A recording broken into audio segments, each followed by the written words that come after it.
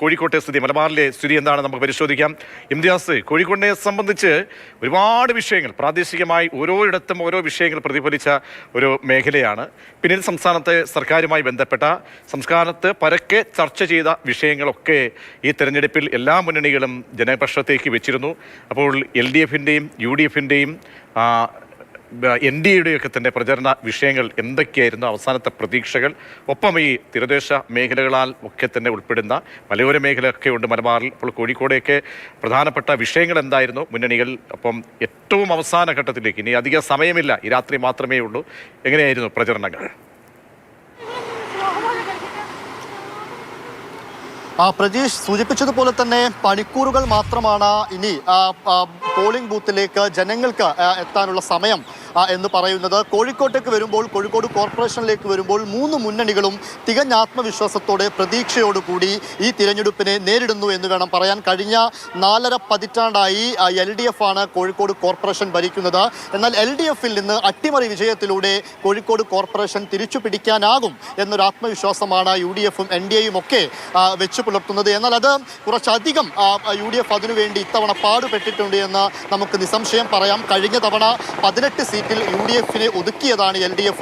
അതിലൊരു അട്ടിമറി വിജയം ഉണ്ടാക്കാനുള്ള എല്ലാവിധ തന്ത്രങ്ങളും UDF ഇത്തവണ പയറ്റിയിട്ടുണ്ട്.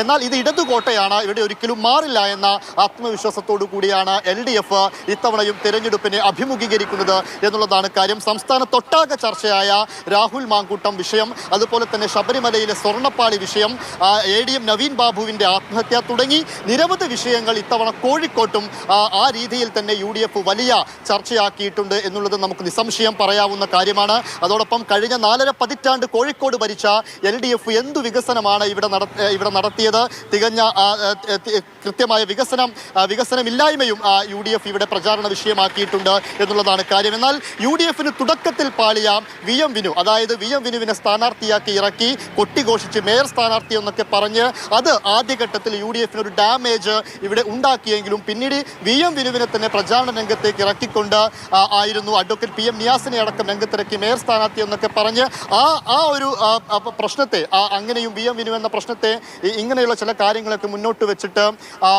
പ്രതിരോധിക്കാൻ UDFിന് കഴിഞ്ഞിട്ടുണ്ട് എന്നാണ് അവർ പ്രകടിപ്പിക്കുന്ന ആത്മവിശ്വാസം. അതുപോലെ തന്നെ വടകര മേഖലയിലേക്കൊക്കെ വരുമ്പോൾ അവിടെ ഒഞ്ചിയം ഈ RMPക്ക് വലിയ സ്വാധീനമുള്ള മേഖലയാണ്.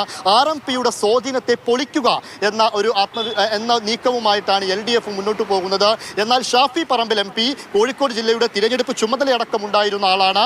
ഷാഫി പറമ്പിൽ MP എല്ലായിടത്തും ഒരു ക്രൗഡ് പുള്ളറായിട്ട് മുന്നോട്ട് പോയി ആളുകളെ കൂട്ടാനും തിരഞ്ഞെടുപ്പിൽ ഒരു വലിയ സ്വാധീന ശക്തിയായി മാറാനും ഷാഫി പറമ്പിൽ MPക്ക് സാധിച്ചിട്ടുണ്ട് എന്ന ആത്മവിശ്വാസം UDFും വെച്ചു പുലർത്തുന്നുണ്ട്. അതോടൊപ്പം മുക്കം നഗരസഭയിലേക്ക് അടക്കം വരുമ്പോൾ അവിടെ ഉണ്ടായിരിക്കുന്ന ഒരു പ്രധാനപ്പെട്ട കാര്യം, വെൽഫെയർ പാർട്ടിയും മുക്കം നഗരസഭയിൽ 6 ഇടങ്ങളിൽ മത്സരിക്കുന്നുണ്ട് എന്നൊരു പ്രത്യേകത കൂടെ കോഴിക്കോട്ടേക്ക് വരുമ്പോൾ ഉണ്ട് എന്നുള്ളതാണ് ഏറ്റവും പ്രധാനപ്പെട്ട കാര്യം. അങ്ങനെയാണ് മുക്കം നഗരസഭയുടെ ഭാഗത്തേക്ക് പോകുമ്പോൾ ഉള്ളത്.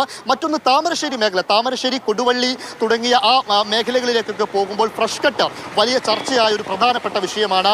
ഫ്രഷ് കട്ട് സമരത്തിൽ ചില ജനപ്രതിനിധികളടക്കം, അതല്ലെങ്കിൽ പ്രധാനപ്പെട്ട രാഷ്ട്രീയ പാർട്ടികളുടെ ആളുകളടക്കം ഈ ഫ്രഷ് കട്ട് സമരത്തിലുണ്ടായിരുന്നു. അവിടെ ചിലരൊക്കെ വോട്ടിൽ നിന്ന് ഇത്തവണ തിരഞ്ഞെടുപ്പിൽ നിന്ന് വിട്ടുനിൽക്കുമെന്ന് വരെയുള്ള ആക്ഷേപം ആ രീതിയിൽ ഉയർന്നിരുന്നു. എന്നാൽ ഫ്രഷ് കട്ട് സമരം ഏത് രീതിയിൽ ബാധിക്കുന്നു, താമരശ്ശേരി ഭാഗങ്ങളിൽ അതല്ലെങ്കിൽ കൊടുവള്ളി മേഖലയിൽ എങ്ങനെ ബാധിക്കുന്നു എന്ന് നമ്മൾ ഇത്തവണ കണ്ടറിയേണ്ടതാണ്. അവിടുത്തെ പോളിംഗ് പെർസെൻറ്റേജും അതിൽ പ്രധാനപ്പെട്ട ഒരു കാര്യം തന്നെയാണ്.